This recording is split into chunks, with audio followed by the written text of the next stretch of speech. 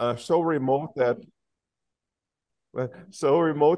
in a number of months of the year it's impossible to get there except on horseback because the roads are dry riverbeds. So in the rainy season, it's a challenge. Now, I apologize. It's been some time since there's really been word going out to the conference on East Timor and our partnership there, because I haven't really had much to share for a couple of reasons. First of all, was COVID. They didn't have a high infection rate, but they did lock down, and that was really problematic. They had more people dying of hunger during that time than actually dying of COVID because there are so many day laborers and the economy shut down. Um, the other thing is the English language. There's a real barrier there. The leadership that I had contact in with that had English was good with English has now moved on to other things. The person in the national offices in New York, who is the contact there, has moved on. But let me say the work is still going on. I still see pictures of lots of kids going to school on Facebook. There's a search for a new staff member in the Cleveland office who will make that contact again. In the meantime, the funds are going down. I see pictures of really happy kids going to school on Facebook, although I do not understand what is being said about them. But they look like they're doing very well. And I'd be more than happy to visit with anybody who is interested more about the work of the foundation and our partners in East Timor. So thank you very much. It's great to be here. Well, it's good to have you, Jim, and spouse Sharon. Glad you're here. Okay, our next guest is conference minister at Wyoming, Northern Wyoming and Montana. So if you'd come forward, please, Mark Stewart.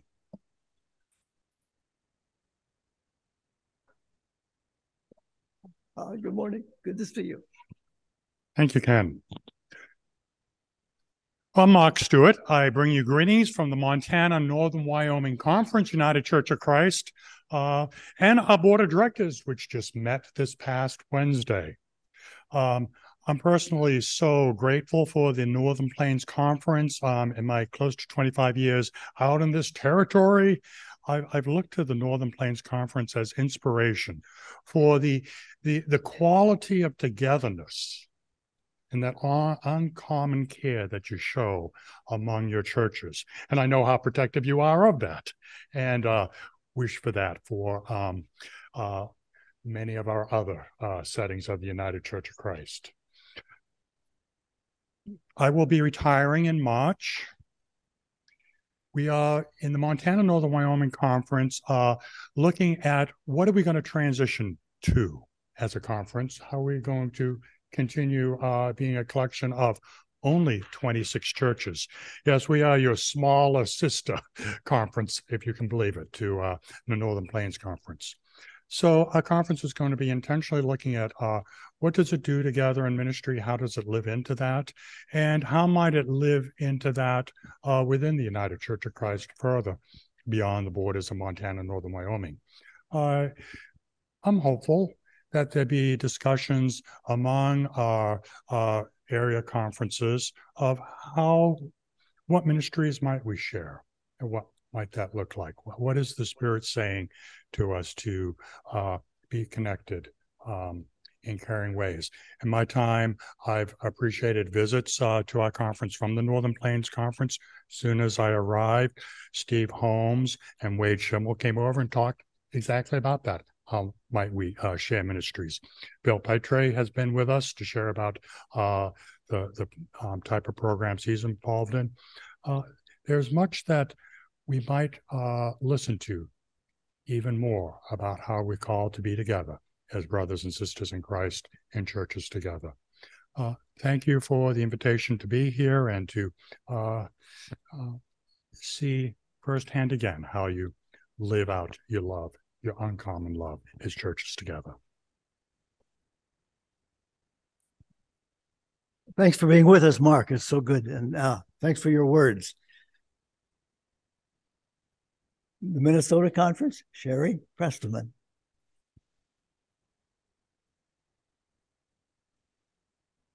Good morning. Good morning. Thank you. Do you feel a little overwhelmed with too many conferences here? And too many conference ministers? It's because your conference minister has such thick relationships and deep and authentic relationships with her colleagues in the Council of Conference Ministers. So thank you, Deb, for your invitation to be here in this conference, our neighbor, and to share later in worship also. So because you'll hear plenty of my voice later, I'm going to be brief and just say that I bring you greetings from your neighbor in the Minnesota Conference, our 121 churches that are as far north as the Canadian border, our Northern Waters parish of 3 churches that are together in one parish, as far south as Austin, Minnesota, and actually one church in Iowa. New Albin, Iowa is part of our conference as well. I'm especially grateful that our Moorhead Church and your Fargo folks are really in deep relationship with one another and share such good collegiality together across the border. And later in the year, we have a little event planned that will actually bring Minnesota and Northern Plains Conference folks together in Moorhead. And we're really looking forward to that. More on that later. It's called Covenant Day, because you know covenant is our buzzword in the UCC, right? You got some work to do, Deb. You live it. Okay. So we look forward to that. I look forward to the rest of the day. And thank you so much for your ministry here in North Dakota and Winnipeg and one in Minnesota. You have one in Minnesota, right? Yes. Okay. Thank you.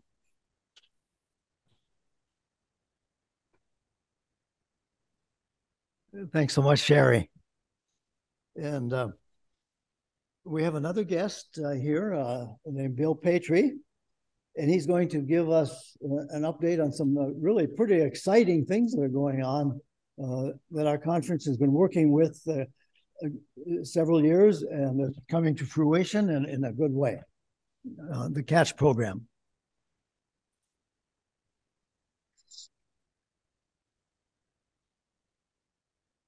I am really delighted to be with you today and talk to you about CATCH.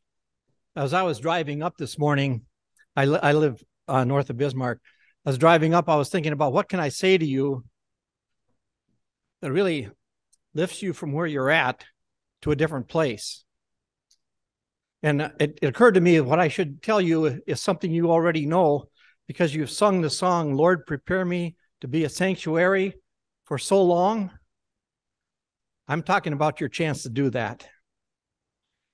You get a chance to be a sanctuary, you personally and your churches and these communities that need people to come live there. So that's the first thing I wanted to tell you. You get a chance to be a sanctuary. And those of you who have sanctuaries in your churches, sanctuaries are also in your hearts. The second thing I wanted to tell you is a live story, true story that happened. It's a personal one. A number of years ago, a lady in the Congo saw her husband killed in front of her. And she rushed for safety. She had 3 boys, and she didn't know what happened to them. And she wound up going to India. While in India, some organization got in touch with her and said, we think your boys are alive, and they're in Canada. One of those boys is at my house tonight, but last night. Her name is Nazanique Chantel. She has 3 boys, Trey, John, and Rod. And Rod led the Bismarck Demons to the state championship in soccer. Now, ironically, Trey arrived at my house last night. He's living in Phoenix, and his mom, Nazanique, and their 3 boys have established elder care facilities in Phoenix, Arizona. And they're running elder care facilities, very, very smart entrepreneurs. And as I heard Mayville talk about needing workers, that's common across North Dakota. And these folks from the Congo are doing exactly that. Now, the last piece to this story is about 3 years ago, my wife, Marcia, was working with Lutheran Social Services teaching English to a lady who was originally from the Congo, a refugee. And her name is Pandance. And they decided, this family from the Congo decided the North Dakota winters are not really what they wanted. And so they decided to go to Kentucky. But their son, Eric, who was at that time a sophomore at Century High School, said he wanted to finish his sophomore year. So the Patriots, our family, said, yeah, he can stay with us. We're not licensed foster care people, and we just said he'll be an address. But we did get some paperwork so we could at least look at his homework and make sure he did it. And as things would happen, he came back the next year and the next year, and we got that bugger graduated from high school. So he's at our house tonight, or last night. And Eric led the Century High School team to the state championship in soccer. And you're talking about Moorhead. My son coaches the Moorhead High School soccer team. He has 7 countries represented on his soccer team. And they just lost the Section 8 of their sectional championship to another Minnesota team. But we go to a lot of those games, and I got very familiar with his outstanding players from other countries. What I'm talking to you about today is catch. And if you were in Valley City 13, 14 years ago, you heard me talking about the idea that the solution to out-migration is in-migration. It's a simple idea. And why would people come to your community? Why would they come to Flasher or to Bismarck or to Bottineau or to Harvey or to Carrington? Why would they come? Because it's the best place for them to be. They have no other place to go. And for years, the churches had this opportunity and said, we're scared about it. There's regulations. What about criminals? What about all this? I think we'll be overwhelmed. We're already a small organization, and we just don't have the resources.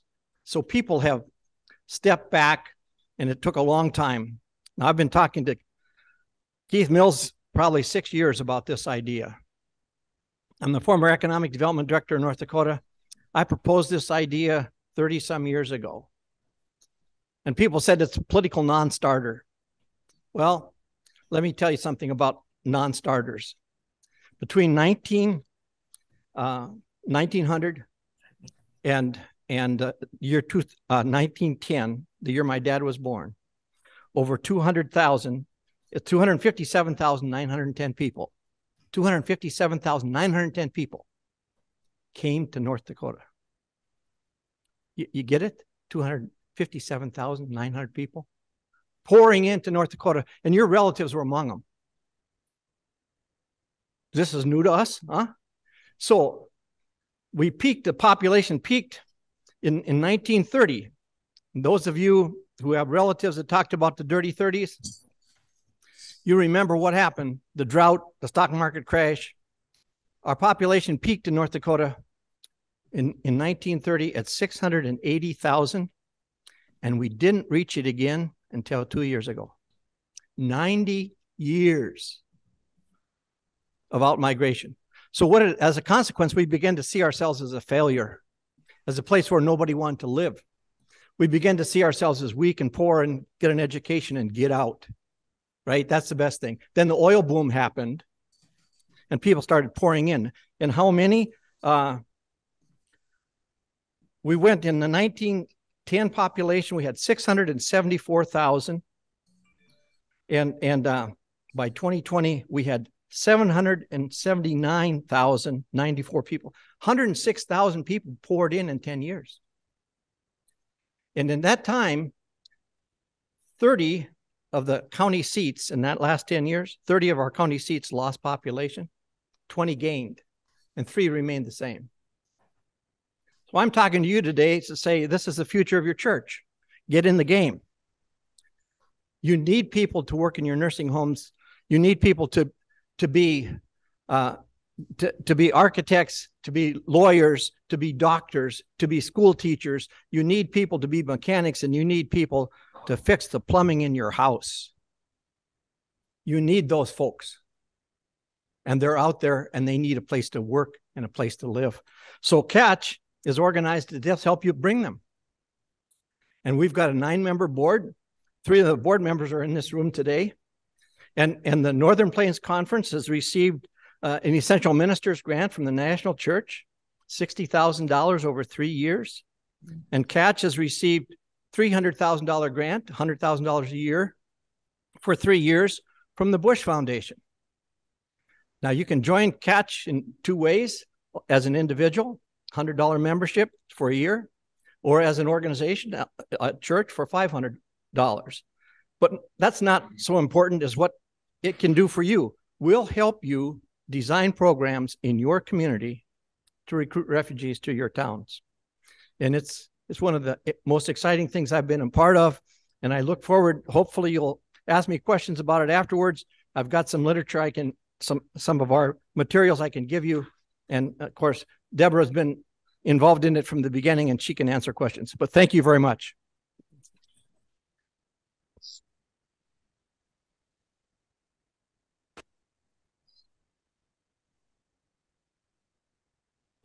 Thank you, Bill, for your exciting presentation and sharing with us some really good things that are happening in our conference and in our state.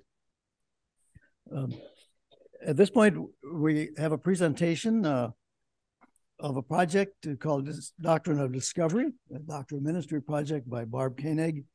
And who? Barb is here. Hey. Okay. I'm right here.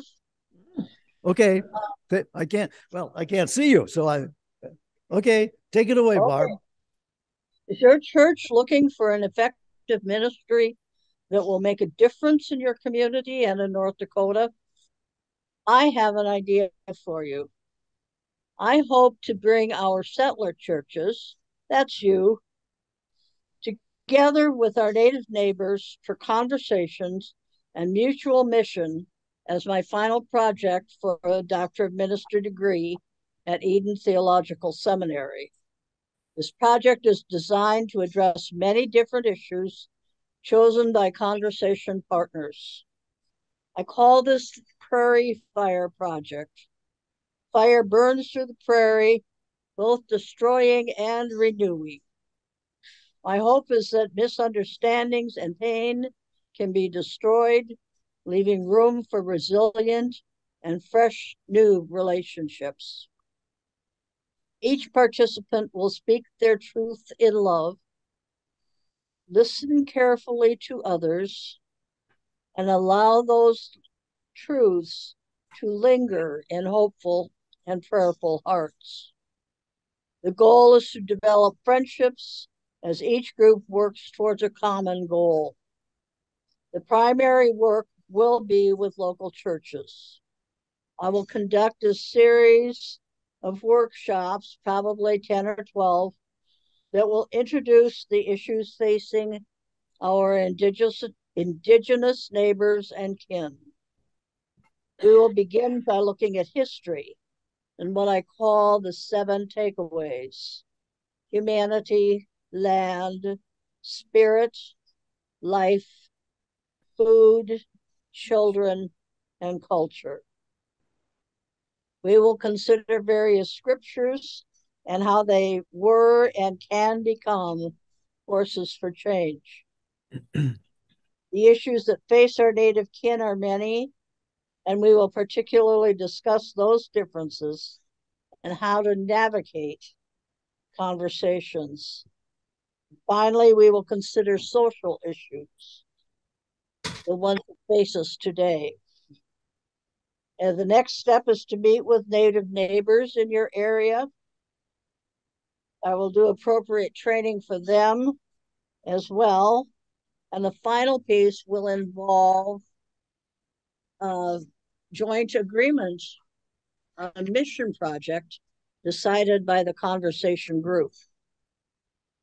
I have to tell you, this is a research project, I'm required to follow certain protocols, such as written agreements to participate and taped and highly secured interviews. Those details will come later. What I need from you right now as our faith leaders in North Dakota is to be aware of what I am doing and to support this project in your congregation. It will be a difficult but helpful road we travel together. I pray that folks in your congregation will be interested and willing to participate. I will send more detailed information as soon as my project proposal is accepted at the seminary. Together, we can make a real difference in our state, and we can develop wonderful friendships along the way.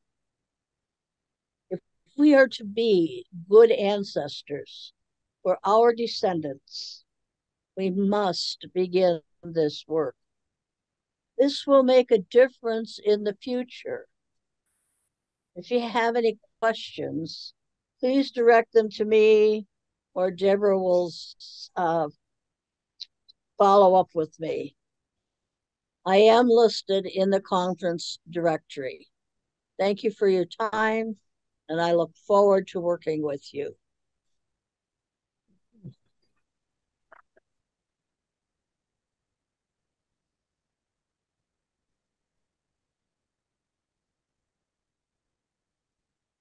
Thank you, Barb.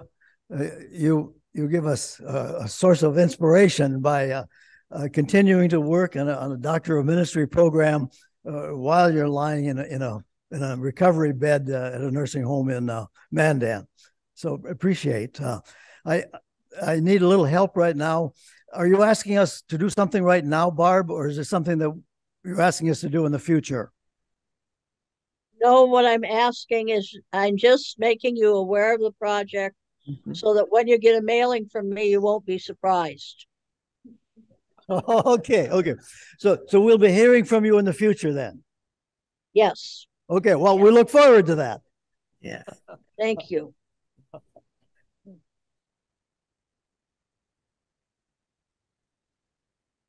At this point, we shift gears a little bit. The activities of our conference are, there's a report on these things on pages 15 and through 17. And we're going to ask one by one for each committee chair to introduce yourself, and you're free to say what you want to say, or just let us deal with the written report. Marcy Dawson first, the Mission and Outreach Committee.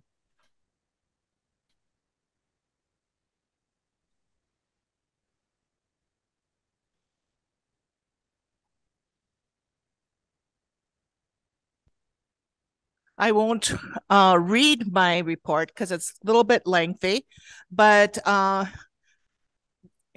okay, I like to be out in front. So, you know, before 2020, March of 2020, we were set to have a mission trip to Ecuador. The day before we were to depart, the whole country shut down. And I was glad it did it before and not after. Mm-hmm. So anyway, Global Ministries has no longer been doing any foreign missions since then. 2022, they did not do any foreign missions. I was just looking up, and they're looking to do some more in 2023. They are hoping to get started up with our foreign people-to-people missions. So hopefully we can look into that. We do have had lots of grants these last couple of years to do local projects. And so I have written about a couple of them. One was to help with childcare in the small communities. We had a lot of grants that we had for doing electronic help with electronics to do online and virtual worship services.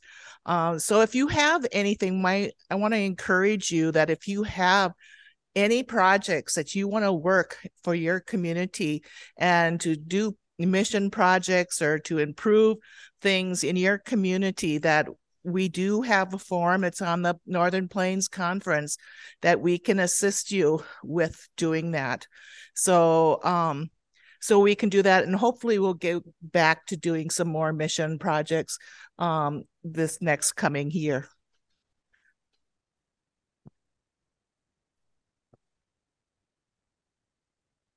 Bill Bender, Faith and Nurture Committee. Go Yes, ahead. thank you. Yes. Hi, I'm Bill Bender, the chair of the Faith and Nurture Committee. And our committee is about, well, it's about a lot of things, but it's also about creating spaces of spiritual connection. I think that's super important for us in our conference, in our churches. And then also building relationships, and just also just the further deepening of our faith, I think is super important. And on the grant idea, the grant front, Andrea Andrews, our youth coordinator, is looking into maybe a real potentially exciting opportunity with joining up with the Minnesota conference. And maybe the Minnesota conference doesn't know that yet, but Sherry, but we're looking into that as far as perhaps getting together, getting some of our youth to be able to go to your 2023 summer high school, 2023, sorry, summer high school youth trip to Washington, D.C. So that's one thing we're looking at, is potentially having a grant for that, having some high school age students going there, working with UCC's DC office and other just faith-based groups, learning different things, learning about lobbying with the lawmakers, and a lot of good opportunities there. So we're really excited about that potential. So thank you. Thanks, Bill.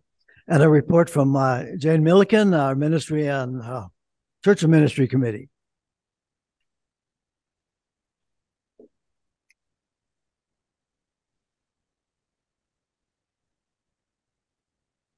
Sometimes we think about church and ministry with the sort of keeping track of standing, getting forms put in, getting people installed, things like that. But behind all of that, our mission really is to serve the needs of the pastors in our conference and the congregations as well.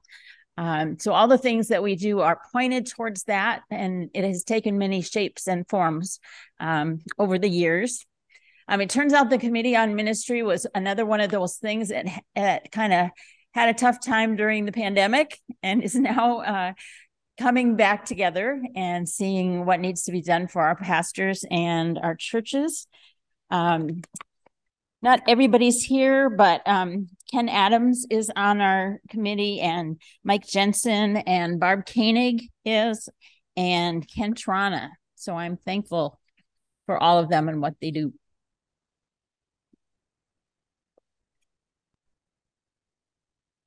Okay, yeah, Darla's coming. This is our disaster committee. She's in charge of disasters. I think they picked me because I'm the biggest disaster, probably. I volunteered for this. So my reports in the book, some of you have been in the past as we've gone on to assist in disaster recovery to different areas. The last few years, because of COVID, the travel has been limited for disaster recovery. People in the area were the ones trying to respond. So it's just starting to get open back up. Hopefully we'll be able to schedule a trip this summer.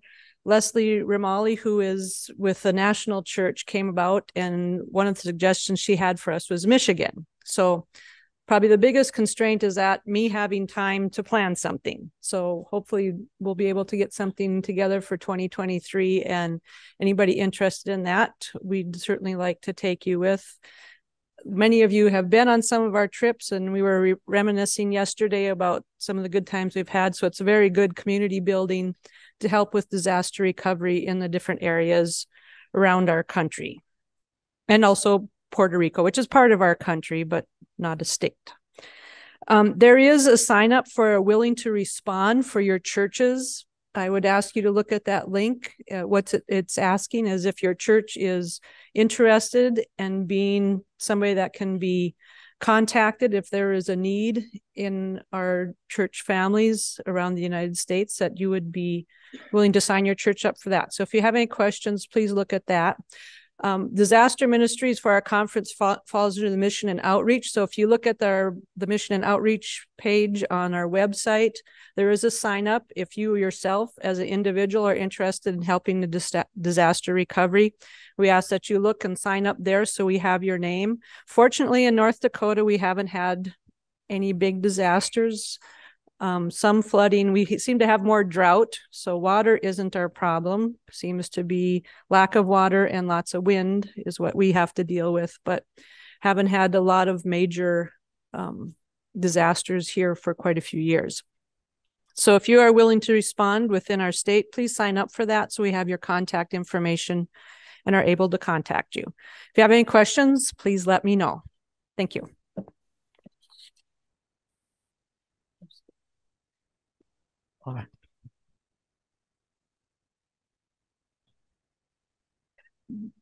Okay.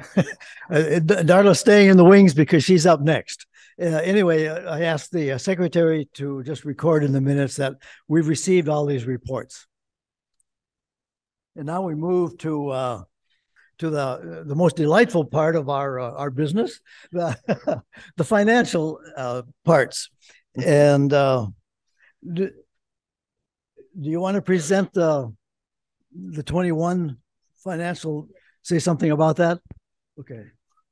Because then we'll vote. Vote on the 20. We'll just vote to accept the report. Okay, and then the budget. And then if you want to move right into the budget, go ahead. Hi.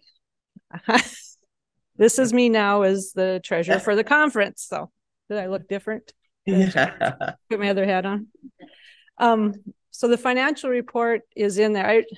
I remember sitting at an annual meeting with Ken and muttering about the financial reports, and that's how I kind of got this job. So watch what you mutter and who you're muttering it to as you sit here. Yeah. The 2021 income and expenses are on page 21 and 22 and 23. And then the balance sheet for year end 2021 is there. I guess I'm not planning on going over anything major on there unless somebody has comments on it. As you know, 2021 was kind of our scramble year after Keith passed away, and we were trying to figure out what we were going to do. And Rich Pleva came in and helped us out. And when Deborah's name came up as a suggestion, I was very vocal about saying, Deborah's good. We need to get Deborah. And probably one of the few times people might have listened to me. So it's kind of exciting. And I think it's been a good thing for our conference. So I always say a budget is a plan. And we all know how our personal budgets go, or for a business, there's always something that comes up. So 2021, a lot of stuff came up and we had a lot of adjustments in it. So does anybody have any questions on it? The nice thing for our conference is our leaders in the past, we have the Pilgrim Park funds, which are established, and also we have a foundation. So we were able to have resources to use in times when our budget doesn't quite match up with what we have. Have is giving from our churches, I should say. So you guys are really quiet. So that's always a good thing when you're presenting financial numbers that you don't have huge questions. So the last page, the 24 and 25, is the balance sheet showing our assets that we have, and our foundation and the Pilgrim Park Foundation. Probably a lot of people complain about, or we've changed our annual meeting from in June to October. I like it a lot better because it makes budgeting a lot easier as we get to the end of the year. You have a lot of what's happened in the current year. So just looking at the balance sheet, and if you look at what we have in the Pilgrim Park Foundation and the Endowment Foundation, any of you that have retirement accounts or 401k accounts, you know you don't want to look at them this year. It's kind of the same thing with the church conference. You don't really want to look at them because everybody's been taking a beating. So, and Deborah is a much more even keel and very, it's what everybody tells you. They're going to come back up. We're just in a rough part right now. We've lost about 300,000, I believe, in our accounts because of the drop in the market, but we're still ahead of the game. So that's coming into this year. There's still funds out there. Everything I listen to the economists, I manage the credit union in Flasher. So everything the economists that I have listened to all in multiple on a monthly basis, they're predicting, most of them are predicting by middle of 2023, we're going to be looking at getting back to somewhat normal where we are. The Fed will start lowering rates. Some of them are predicting 3.5 to 4.5% Fed rate by next year. Right now, I believe it's almost 7, and is probably going to go up next, I believe next week, the Federal Reserve Board is meeting. So the COVID is affecting this a lot. And as we continue to open our country back up and people get back to used to doing things, the supply chains get moving back correctly. Where most predictions from economists are that we'll be getting back to more of a normal. And probably another one that has great references on this is Jim can probably tell you from the pension boards. They probably talk about this all the time too. So we're looking for rosier times. And here we're North Dakota. Bunch of farmers are always the eternal optimists that's going to be better next year. So it's going to rain, it's going to be good. So any questions on the balance sheet? Okay, I'm going to kind of just roll into the budget. So that is starting on page 18. So as we look at 2023, what we want to accomplish as we're talking here at meeting about gathering in is what is the future for the Northern Plains. And I think we all are looking at that. OCWM giving has been quite flat for the past couple of years. And as we all know in our churches, it seems like we have a fewer people every now and then. So the giving wasn't at the numbers we saw probably 10, 15 years ago, but we've been quite stable around that $45,000 of that. Of that, 13% is forwarded on to the national office. The rest is kept in-house for our use. We draw down every year from the Pilgrim Park. That's been set in our bylaws for as long as I've been treasurer. That the Faith and Nurture Committee gets $1,000 a month and the Church and Ministry gets $1,000 a month, which is to be used for whatever their program needs are. And then we only allow them to carry over $12,000 into the next year, and the rest goes into the operating of the conference. The endowment, we've increased what we draw down from that. In 2022, we had $115,000 budgeted. We haven't used all of that yet. We do receive $5,000 a month each month of the year to be used for the use of the conference. And then also if there's special needs, we draw down a little bit more from there. As Bill mentioned, that the conference ministers have given a grant to our conference. We received it last year also, but it got switched from being called for use for catch and to be used because of Keith passing away and figuring out what we were going to do. So we have that $20,000 grant to be used for 2023 and 24 and 20. Are we in the second year? We're someplace in there. First year now, and 2 more years after that. Conference ministers grant from them. So thank you to our other conference ministers that are here and supporting Deborah on her request.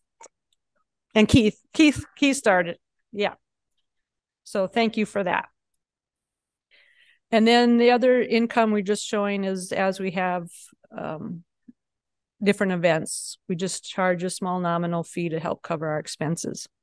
The oil income is always an interesting thing for you that haven't heard me talk about it in the past.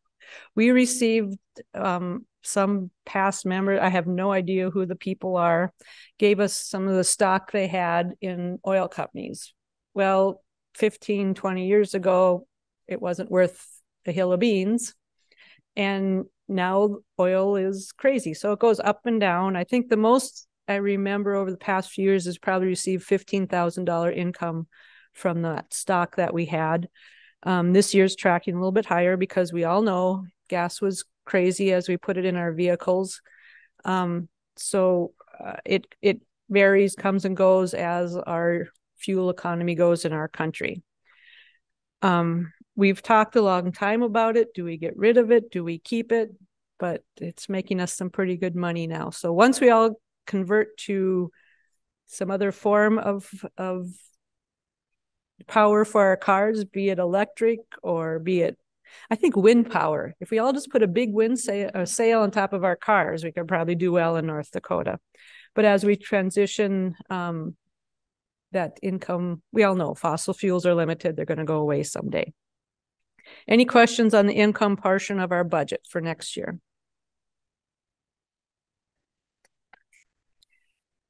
Okay, and then the expenses start on page 19 and 20. As I mentioned, OCWM 13% goes on to the national church, and our committee budgets. Excuse me, I think I said church and ministry, didn't I say? Faith and Nurture is the other one that receives the money. Church and ministry is just funded by the conference for their needs. We're coming up with a general synod year, so we accrue up to $6,000 to be used. We haven't had, it was a virtual conference or general synod, and so we didn't have expense last year as much. So we're looking at our delegates for that. And then the rest is pretty much what our standard. I don't think we've changed much in the operations. Probably the biggest thing that happened this year is if you go on to the page 20, is we always had a vehicle expense in there, and we have taken and sold the vehicle. We did really well. Deborah did well, and we made more money than we had been carrying it on their books. We hadn't depreciated out. So we've allowed a little bit more for mileage for Deborah as she travels, and she's using her own vehicle for that. Plus we save on insurance. We don't have to have insurance on the vehicle. So it's kind of worked out well. And then on to the salary, Deborah has reached that wonderful Social Security age. Yay. And so next year we're already enrolled in it, going through the adjustments as we get that set. So next year the expenses for health insurance are a little bit less than we've had in the past with conference minister. So questions on anything on there?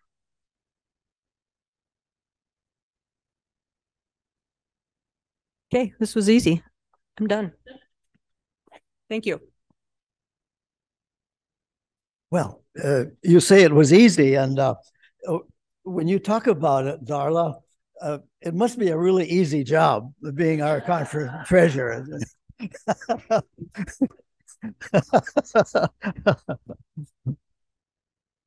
Anyway, Darla, thanks.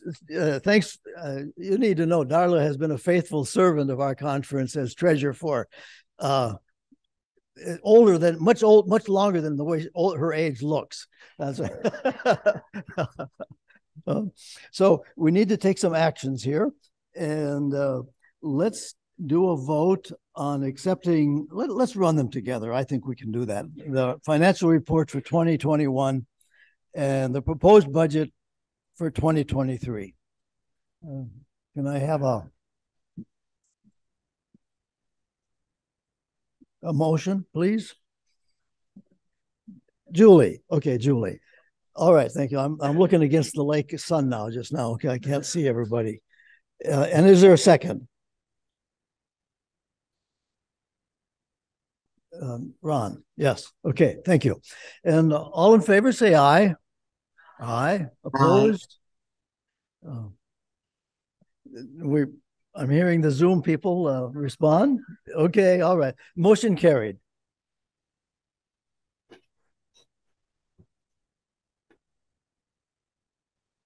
And just make sure I'm not skipping anything here. I'm going to invite you to look at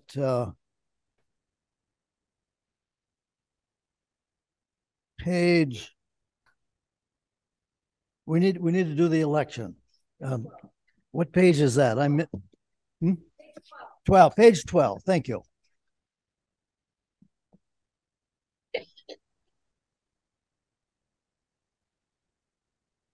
We want you to have a sense of who the officers are currently. So on the upper 3/4 of the page are the current officers of our conference.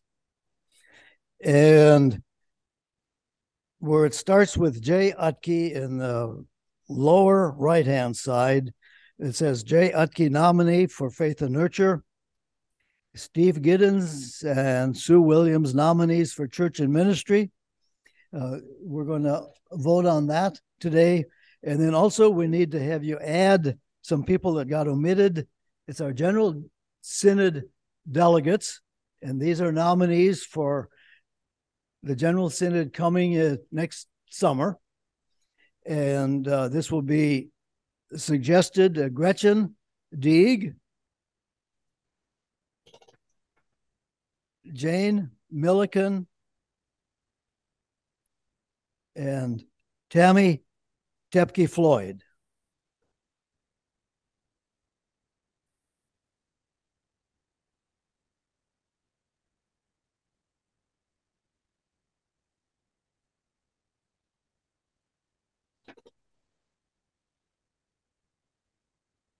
These nominees have been selected by the conference council.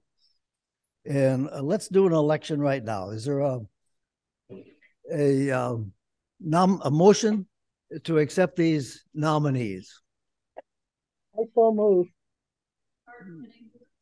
Barb? Okay. Yep. Okay. Second? I'll second. Scott Webster, Peoples. Thank you. All in favor, say aye. Aye. Aye. And opposed? Motion carried.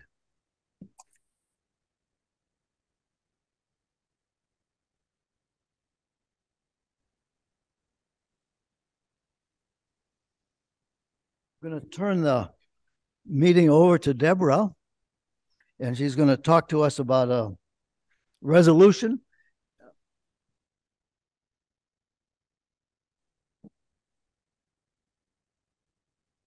In the United Church of Christ, there are quite a few related organizations that help do the work of the church, and almost all of them need conference ministers to serve on their boards.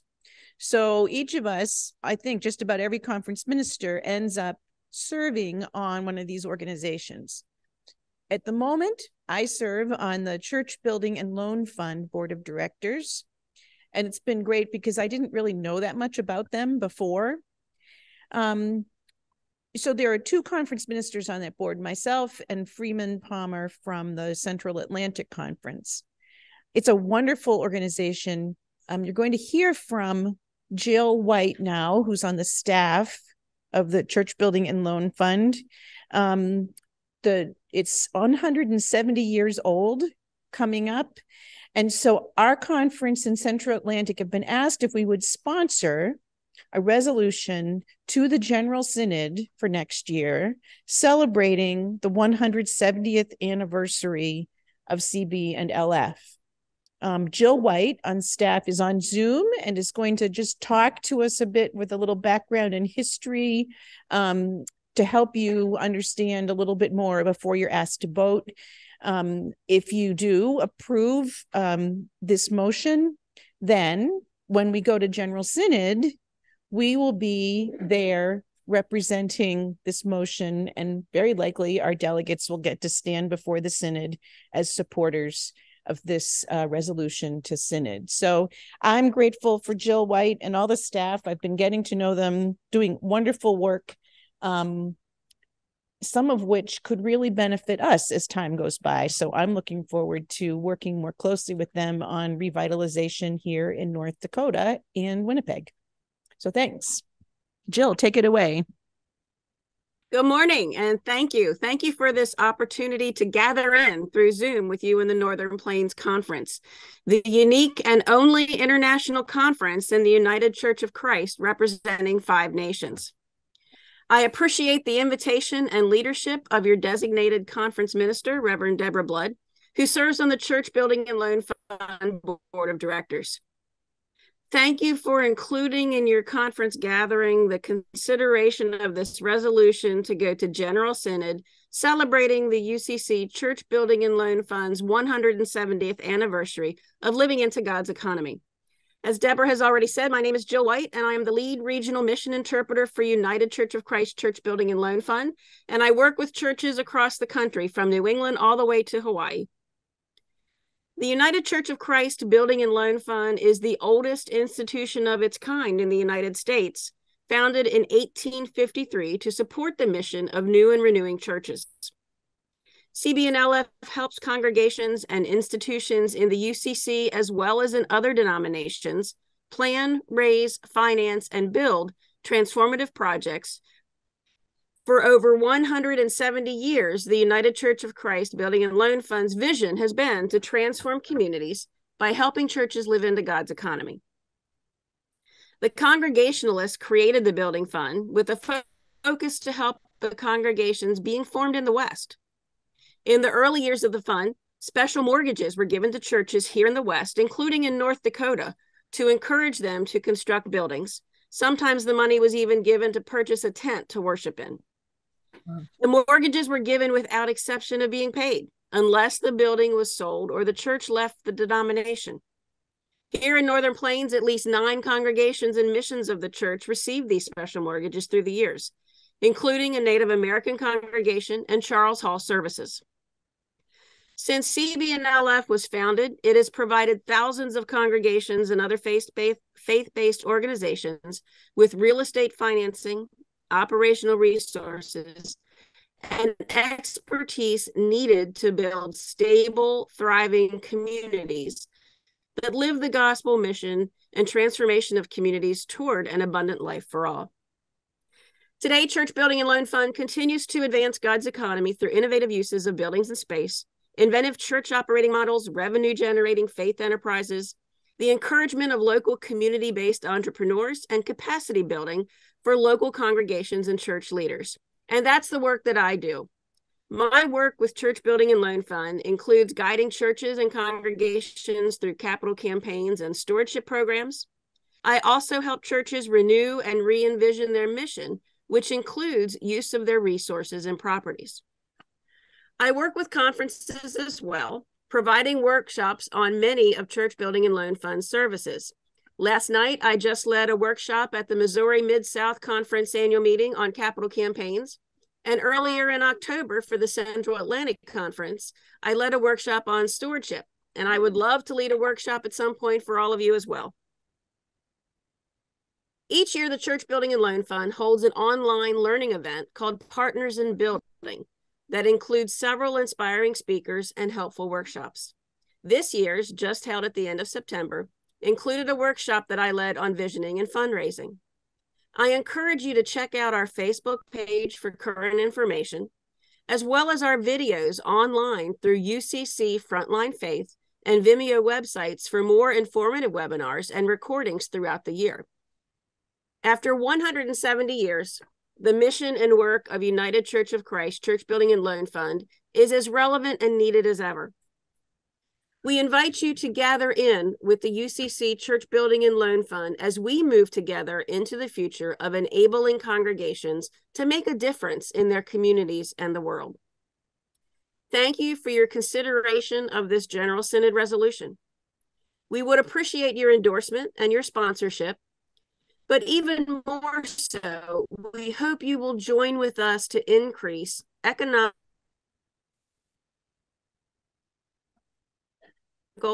social, environmental, and spiritual vitality in your congregations, conferences, and communities. Thank you.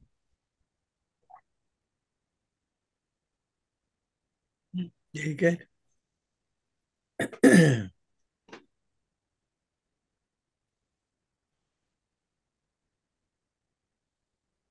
Are there any questions?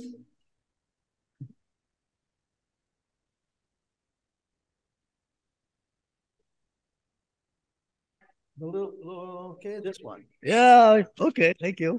Are there any questions?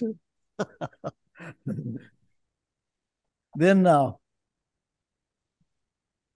it sounds like, just briefly, I'll say, it sounds to me like this is a resource that we ourselves could use. It's not something far off in some other country or state, but it's something we should look at seriously as helping to support our ministries here in Northern Plains.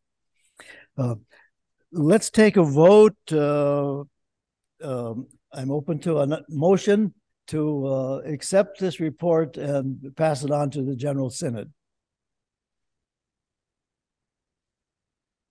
That we present this resolution. Okay. Okay. Tammy, motion, and Darla second. All in favor, say aye. Aye. Opposed? And the motion carried.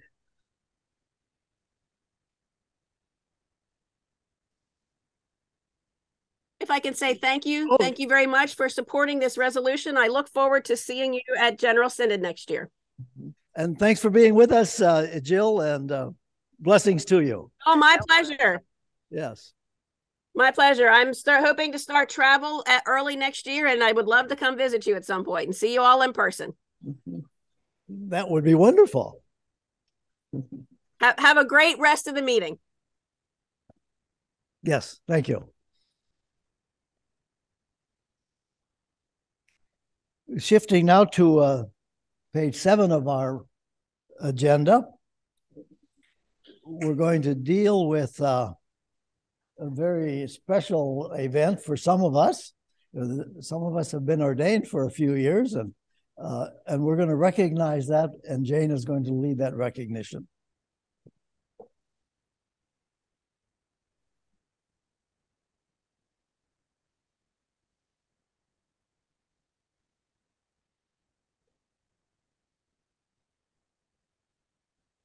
I always think this is a wonderful thing. I look at the amazing number of years of ministry that are recorded here. There are 4 people on this list that I don't know, but it doesn't matter because they have touched somebody in this room at some time. So we are thanking them on behalf of the Northern Plains Conference, but also really of the whole United Church of Christ, because people have been various different times, different places in the conference. Deb is going to help me with passing these out. I'm going to start. Are they in? I think they're in the same order. We get to start with the people with the most years. And Ralph Saylor is one of those. How can you even imagine 55 years in ministry? I mean, that's quite a life. I don't believe he's here. Yeah. Is someone from the... Oh, from the church? Yeah. I know I've met him, but I don't remember him. Well, good. That's great. Jim Martin has done also 55 years of ministry, much of that at Plymouth United Church of Christ in Fargo, where he's still a member and still volunteers and helps out the church. So we'll make sure that he gets that one. Steve Holmes, you better come up here. Yeah, no, it's really too bad because he was supposed to be here. And then some of us who are over a certain age, when we get this new vaccine, just lays you flat. That happened to me and that happened to Steve. May I just do a little Sure. plug here? Steve went to Oh, I see. Steve went to full-time painting, and he wanted you to see some of his paintings. So I have his booklet over here, and then we have some 8x10 prints and some cards. Please feel free to take a card or print. Oh, great. Well, Dale Carmen and Kenneth, we can't thank you enough for those 45 years of ministry, because a lot of us have benefited from that. And I would almost call you guys, if it wasn't as nice a word, an institution. Yes. So maybe we'll say elder and mentor and softer words like that. I'm not aware of Leola Allen. You can take it for her. Thank you. 40 years of ministry. Many years. The last few years of church camp. Ah. Leola is quite an art person, and so she would come and be the craft director for camp. Okay, in case you folks didn't hear that, she's from New Salem, and she used to work with camp a lot as an artist. Thank you. Benita Lindorf, is there anyone here who could take hers? 40 years. Okay, thank you. Yeah. Both Nell and Neil Lindorf hired here from Montana, and they're in Grand Forks. Wonderful folks, wonderful pastors. Oh, we met them at the installation or the retreat or something. That's right. Yeah. So they help out with things as needed. It was good to meet them. All right, James Moss. You can tell that I'm from Streeter. I called him James. I forget that sometimes. Wow. 35 years of ministry, both in local settings and in the national setting, and really in East Timor too. So our international partners. Say your own name, or do you want me to say it? I think Deb's going to do it for me, but make sure you use both mics. Jane Milliken has 35 years in ministry here in North Dakota. It's a wonderful gift to have her, and to have her come back to be chair of church and ministry. Not many people would do that.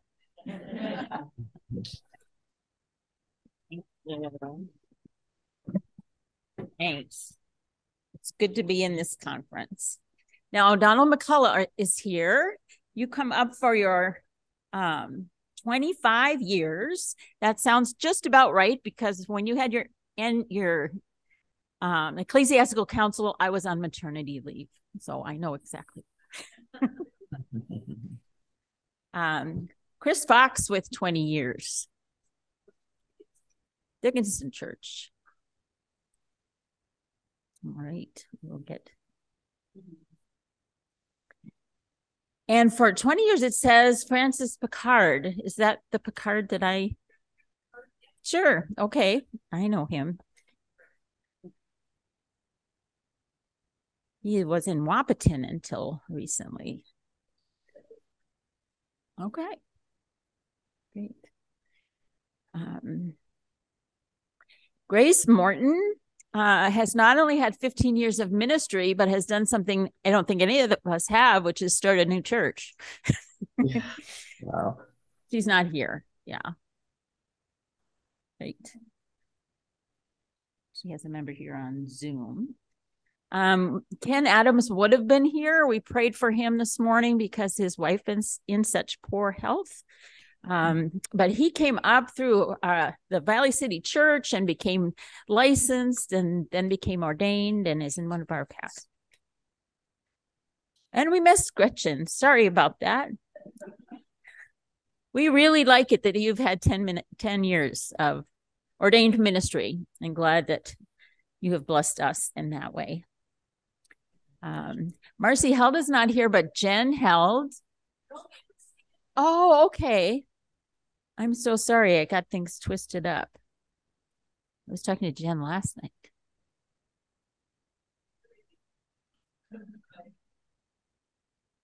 Okay.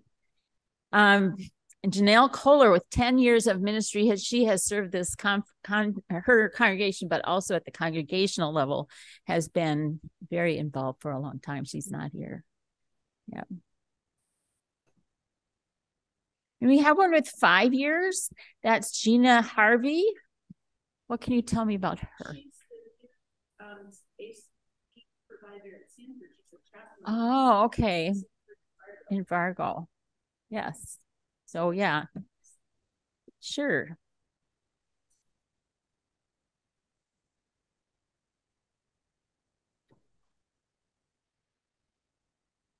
I just wanted to say a word about Ken Adams, Marcy Dawson, and Janelle Kolar, who are all, it's a good word, who were all brought up in this conference and trained in probably one of the earliest alternative pathways that was organized in the UCC. So 10 years ago, they did a serious, rigorous program and then were ordained in this conference through an alternative path, and have each one of them, because you all know this, have served so faithfully and have been true leaders in this conference and enriched not only the congregations that they've served, but this whole conference.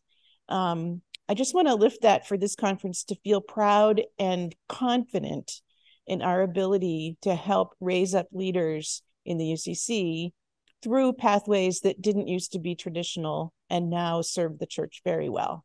So those people in particular, let's be proud of our own folks. And all of you who are in between the 5-year marks, we especially appreciate your ministry among us, and we look forward to giving you a certificate in the future. Okay, Canada. Come here.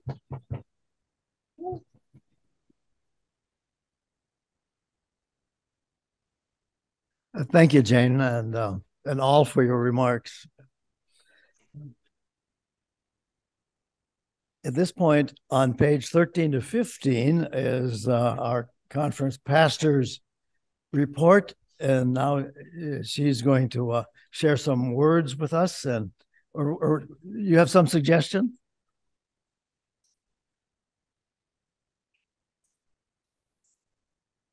We're talking about 8 minutes, an 8-minute break. Is that what you're suggesting? Okay, we'll take a break. Yep. Come on back.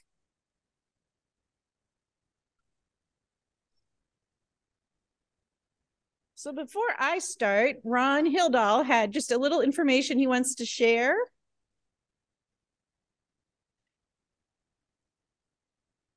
So good morning. I just want to highlight just what I do. I'm a chaplain at the Ann Carlson Center in Jamestown, and we serve as, we good?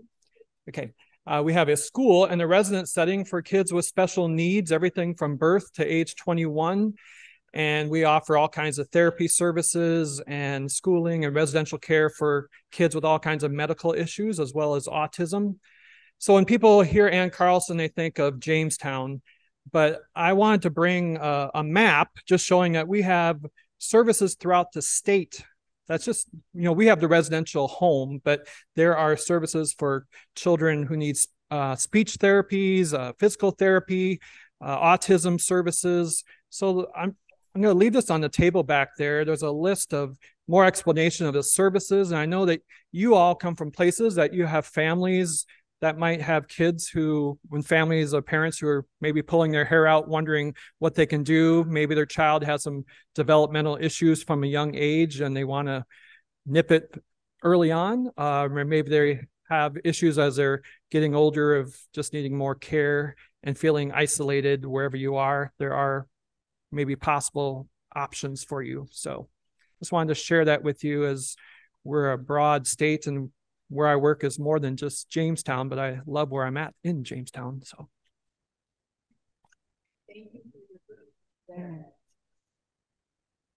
So let's see, if you haven't already posted on social media about this meeting with great pictures and stuff, you should start doing it now. I've had some things out. I think I saw Sherry, because she always does it, I know. If you want people to know about our churches in the conference, you have to put it out there. So if you have any social media presence, please share about where you are today and even why it's important to you. I've learned that, and this is terrible, so we've made an oversight in our anniversaries. The Reverend Heather Bodwell, who's with us on Zoom, is celebrating her 20-year anniversary of ordination. She's a member of the Bismarck Church and Air Force chaplain. And I'm also embarrassed because she and I were in seminary together at Andover Newton Theological School before it moved to Yale. So congratulations to Heather, and we're sending out the certificate as soon as we get it.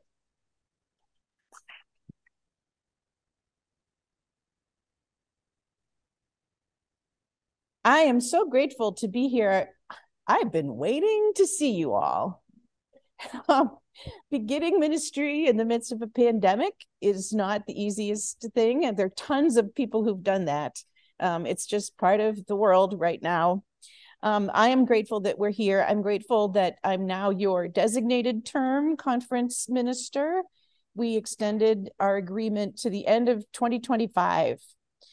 So I'm here and will be installed. I hope you'll all come for the installation this afternoon into that particular ministry. That would be, I'd say, at least till the end of 2025. Who knows what the future holds? And we have some work to do during that time. A lot of work, probably some challenges and decisions. I was grateful to hear both Mark and Sherry bring greetings, and Mark in particular being candid about the work that Montana and Northern Wyoming are doing as they are seeking, I don't know what the title is, but a transitional conference minister.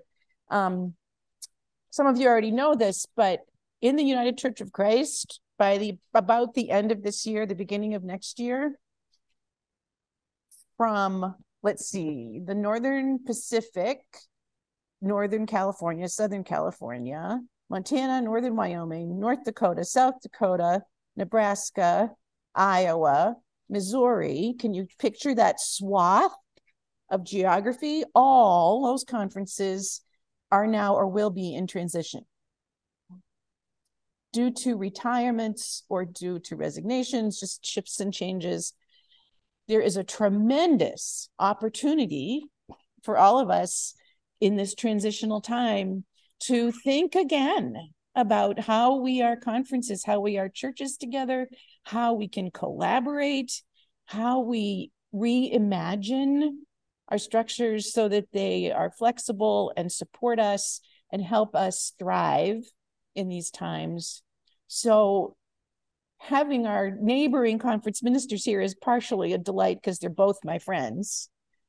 And because our neighbors are more and more important. Of course, Minnesota is doing just fine with Sherry, but we collaborate also, doesn't matter. Yeah, see, we all have these things. So I am grateful to be with you in this time of great change and also great opportunity for our conference and others. I'm going to say up front, I have been here a while, so I can say a few things that I think about the state of this conference. Get ready, because most of the work in the next hour is going to be yours. Because if we really want to know the state of our conference, if we really want to know what's happening, it's going to come out of those who have gathered today and everything you know about your own ministries and churches. So be ready. I've given you markers and stickies, and any minute I'll tell you what to do with them. I have been grateful to travel around North Dakota. It's starting to get in my bones. I went back east during the summer, and where I go in Maine is 90% covered, literally 90% covered in trees. North Dakota's 90% fields. I went there. I love trees. I love forests. And after a while, I started feeling really closed in. And by the time I was driving back here, I don't know, it was in Ohio. The sky started to open up and I started to breathe easier because it's so nice to be able to see where you are and to have that mind expanding sky. So it's getting in my bones little by little. I have managed to get all the way out to Medora and Dickinson. I've gotten clearly up this way, up to Minot. I've made it to all the corners, Grand Forks, certainly Fargo, Bismarck. I've been down to Streeter. And as a new person, I'm far from home. What happens is every time I walk into one of our churches, I'm in the UCC. I'm in my home. And it's a beautiful thing to just go to church and know that I'm home. Because all of our UCC churches are like all the others I've been in, all sorts of places. You can always tell the difference. And it's beautiful. And it's true here just the way it's true everywhere else. On the state of the conference, I know clearly we have the worries and concerns. People have started speaking. We are concerned with when more people will come, with aging folks. We have all of those concerns. So does every single conference and every denomination. This is a reality for our society. It's true for Rotary clubs and Granges and Lions clubs. So let's honor those realities, not try to shy away from them, but also remember what we have that doesn't change. We have opportunities. Being able to let go of structures that don't work anymore. Our conference is out in front. Just because we are small, we're not in denial anymore. We're not sitting around trying to figure out how to get things to go back the way they were, because we know that it's not happening. So I'm looking for opportunities. I'm looking for God, who has not abandoned us, has not stopped needing us and loving us to do ministry in Christ's name. Our relationship with God hasn't changed. It's just that some of the ways we have done things will fall away to open up new ministries, new ways of being that God has in store for us. We're in one of these great changes. The last great change like this was at the Reformation. It happens about every 500 years. No one really wishes to be around during one of these great upheavals. But here we are. We're the people that get to do this. The state of the conference is I've gotten to meet quite a lot of people, and I know I'll meet more.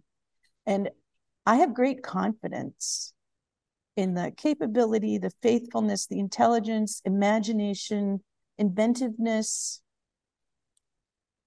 of the people here in our conference. We have what we need. We've been given all we need to navigate these waters. And I really mean that. It doesn't mean I think it's easy or that we won't make mistakes or that we won't feel like we've run against a wall or any of that. But I keep hearing about the optimism of the farmer who just knows it's going to be better next year, and the hopefulness that you have to do that work. And I know we will find our way. And that's our work in the time that I have with you, and our work now for the next decades. It's always our work to follow God's leading into whatever that future is. So I heard a sermon. Keith Mills used to preach a sermon. He preached it to the conference ministers about how the floodwaters are rising and they're going to take us all over. They've risen higher, he would say, in North Dakota, but he would tell all of even the big conferences, it's coming for you. But I also heard him say, we're so small here in North Dakota, we can do anything we want and no one's going to notice. So we can be as imaginative and inventive and do whatever we feel like, because here we are off here doing our own thing. The difference I would have is, yes, the floodwaters are rising. And I think what you do when the floodwaters are rising is you learn to swim. You put pontoons on your churches. You build a boat. You find higher ground. You get curious about what that water is, and experimental and open-hearted and appreciative about what that water is that's rising up, how we can build sails to sail away on it. That's what we do when the floodwaters are rising. We don't just sit there and wait for them to go over our head. I'm not anyway. I don't know about you. There's so much we are good at that the world needs. The world needs, how many people need to feel beloved, to have help with making meaning in life, to have community where they can walk in the door and receive a hug. Now we're almost back to hugging, I hope. To be told they are beautiful and wonderful and God's creation. Our world is starved for what we have. People who are lonely, who need us, and we need them. Let us remember all of the gifts we have that are ours to share if people would only know they could find us. So the first best, most wonderful thing we have is us. That's why the theme for today is gather us in. If we try to do what we need all on our own, we'll just feel lonely. If we come together and network, as I heard, and look for ideas and think about how we can do things together, we are strong. That's what I hope for us, not only today, but going forward, to find ways to connect, to know we are not alone. I need to tell you a story that I've told before. Some of you probably have heard it, but it's about this. In these times, we need to go back to basics. Never forget the basics of our faith. And this is where this comes from for me. I'm a sailor and I love standing here looking out on the lake while I'm telling this. Quite a few years ago, I went to visit a friend in Florida and she knew I loved to sail and race. I actually used to, not now, but I used to race sailboats. And she found this marina that had a sailing program and a teaching sailing program.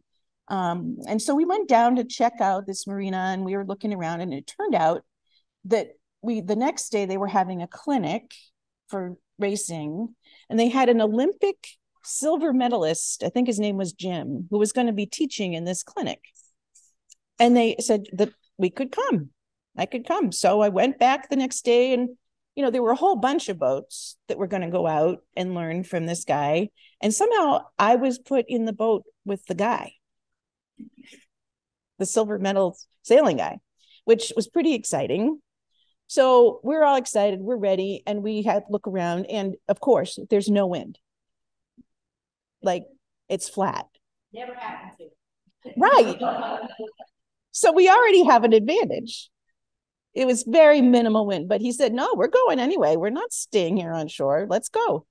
So we get in the boats, and I think we paddled out to get to, we were going to have a little race.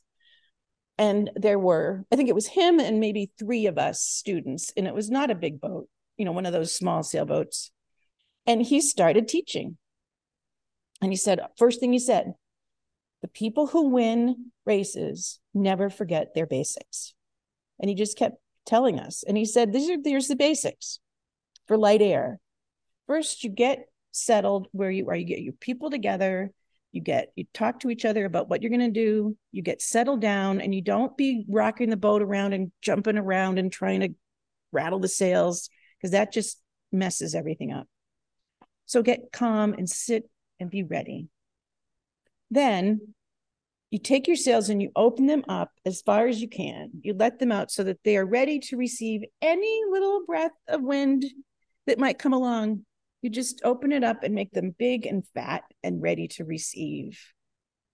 And then everyone in the boat, your job is to look out on the water and see where there's wind, because you can see the little bits of wind that are there. And what you do, you might be headed for a buoy over there. You don't just head over there, you follow the wind. Kathy's a sailor. She's nodding her head. You look for where the wind is and you go there. And you keep sailing. And of course, you're trying to ooch your way toward where you're supposed to go. But you follow that and you make your movements carefully. You don't know if you need to turn the boat. You think together, you talk together so that you do it very beautifully and calmly. So we did this and we won the race because we had the Olympic guy. But as I've been now telling this story for a number of years now, and because it keeps resonating in me in terms of ministry here, ministry when I was in Maine, ministry even when I was a pastor, local church pastor.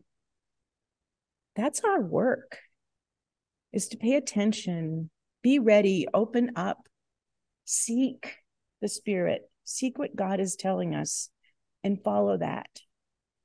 It's not about big initiatives and all these big things that we think might help. Pay attention. So that's what I hope we will together do in Northern Plains, and that we'll do with our surrounding sisters and brothers and conferences and ecumenical partners and community partners. We're all in this together. Why wouldn't we be seeking God's leading together? We have challenges. We know we do.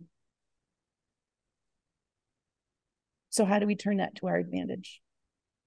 And how do we find God's call now and go with it? I don't want to dwell on dying. We have some hospice work to do. Sherry says she's going to go and be with a church that's closing tomorrow.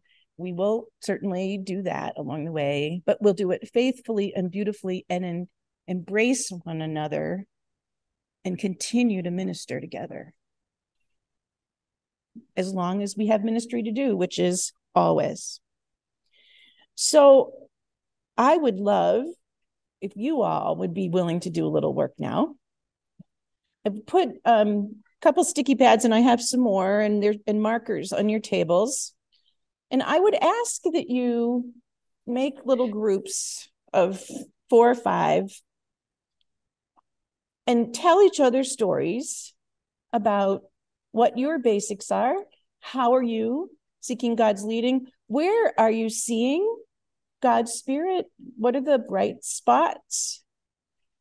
What's the state of the conference from your perspective where you are? And it's okay if you can put down the things that are also hard, because that's life also. And what I'd love you to do on the stickies is put each sticky just a few words to describe one thing. And we're going to then put them up on, I think, this wall. And I'll group them together. I'd like to see when we collectively put all of our words, our ideas, our thoughts up, what emerges. And we'll do that until noon, because lunch is at 12:15 and we don't want to miss lunch. But would you talk with each other, share what is beautiful, what is challenging, where God is leading, what comes up for you that you would put up here as the state of our conference from your perspective. Okay? And as soon as you have a few stickies with writing, you can bring them up and I'll start sticking them up. 1, 2, 3, go.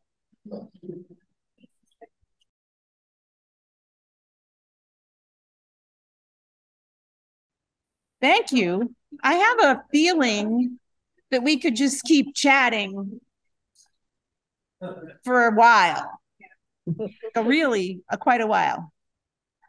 So it occurs to me to ask, just to spur the moment, if we somehow arranged quarterly in-person gatherings for the conference in some way, how many people think they would try to come?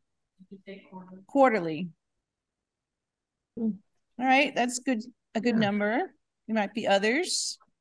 Boy, being in person makes a difference, doesn't it? Huge. There's this microphone issue. I want to stand over there, but the microphones are here. So, the left-hand side of all of those, the bulk of it is all about connections, community, coming together, partnering. It's all about the sense of interconnectedness within ourselves, beyond ourselves. And I'm going to invite you, once we adjourn, to just take a few minutes to look at what's up there, see what appeals to you. Then there's a bunch. These are loose categories. These, like, you hear me? Loose.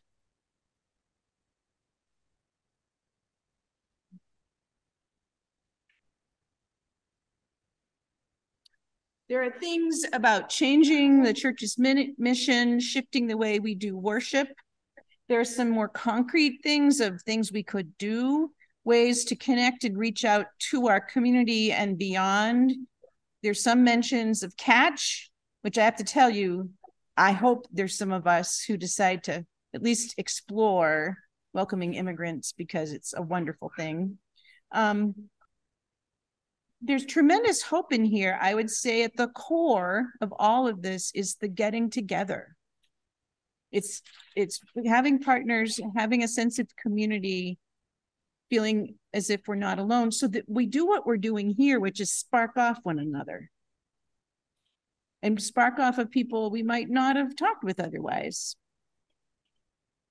So here's a little something about the state of the conference. And I think some of what people are yearning for, what I didn't say yearnings of our hearts, but I think that's some of what you came up with.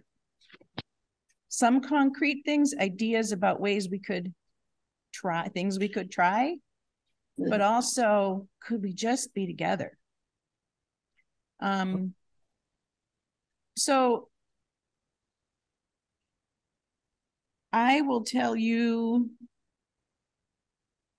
with the conference council, conference council, be warned, I think this is fodder for us thinking about planning ahead. There are some basic goals that we have for this year, getting our church and ministry committee back up and running. We have 3 people applying to be members in discernment. Bill Bender is here today, is one of them. Chrissy Lyle is another from the Garrison Church, and Jay Utke from the First Church in Fargo. So that's pretty wonderful, actually, to have 3 people who want to pursue that. We do need to do sort of an assessment, sort of this, but even more clear. Who's in our churches? What's going on? Certain extent, finances or concrete things, but also just what assets are there in our communities? What are the ways we have things that we're ignoring that are good for us and could be used for ministry? The focus has to be on the future.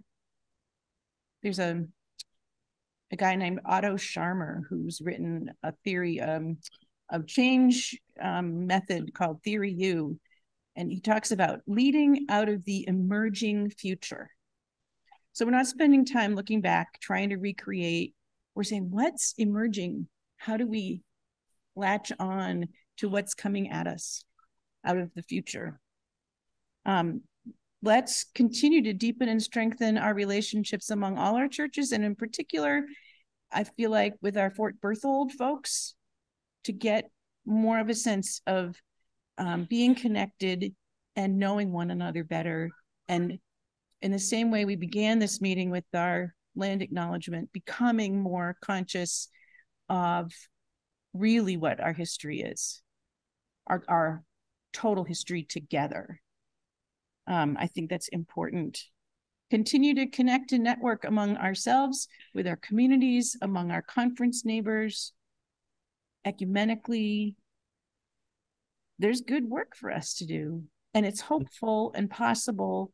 And I'm just not sitting waiting for the floodwaters to come over our head. I'm building a boat. Let's do that.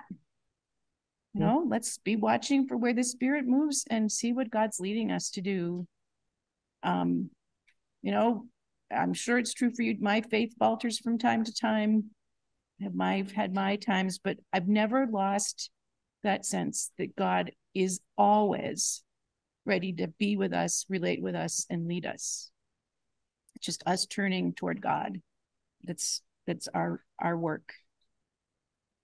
So, friends, I'm looking forward to these next 3 years. I'm looking forward to finding more ways to connect with one another and be who we're meant to be, and walk confidently toward whatever it is we're walking toward. And let's do it together. Amen. Very nice. Yeah, actually, I have some thank yous. Want to do my thank yous, or do you want to just talk? At the very end, I'm going to have on my computer, I'll have the Zoom people. I know some of you have tried saying hi to people on there, but they couldn't hear you because it has to be through this mic.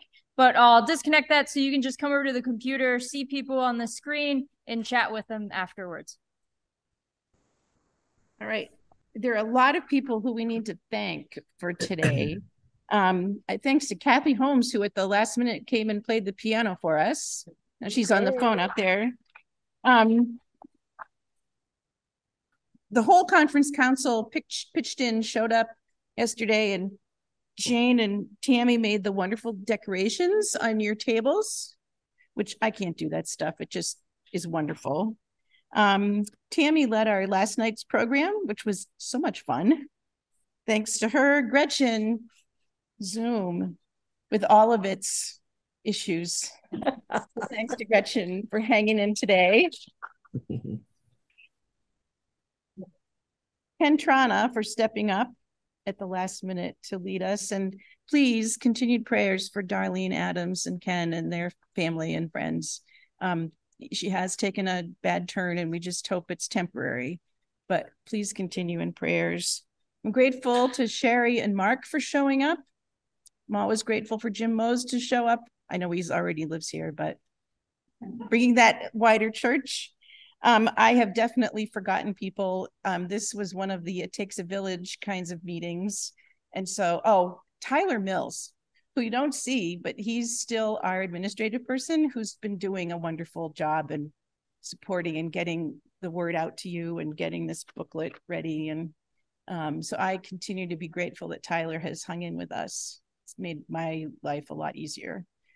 And thanks to every one of you who made the time to come today. It's not a light thing. This is a beautiful day, and it's a long drive for many people. Please stay for lunch, which is at 12:15. Please come to our worship this afternoon, lovingly created by our Garrison Church, and they are very excited to welcome people to tea. So I hope you will get packed up, and worship will start promptly at 1:30 because we have people who have to get on their way for airplanes. So we'll be promptly at 1:30 for worship in Garrison. So please come, because it's time to install me, but install all of us together in this work that we're doing. Tammy. Oh, thank you. You all have now, I think, evaluation forms. Camp of the Cross has been a really wonderfully welcoming and hospitable, and they ask that we take a moment to fill out the evaluation forms. It just helps them. You might have noticed something that they didn't notice, and they could address it, and they're very grateful if we would fill those forms out. And you could leave them on the registration table on the way out. This, I think, is called a fellowship hall. Yeah. Yeah. Okay, Ken? Okay. Yeah? We're ready to adjourn. I think so. Right. Thanks to each and every one of you for coming to our meeting today, to be here with us. And thank you also to our Zoom folks who showed up and sat patiently. And it's been wonderful. I just have a great and warm feeling about our meeting today. And I feel hopeful. So let's build the boat. Maybe that'll be our watchword from here. Yeah. Yes. One of them. See you in Garrison in a little while, and the meeting is adjourned.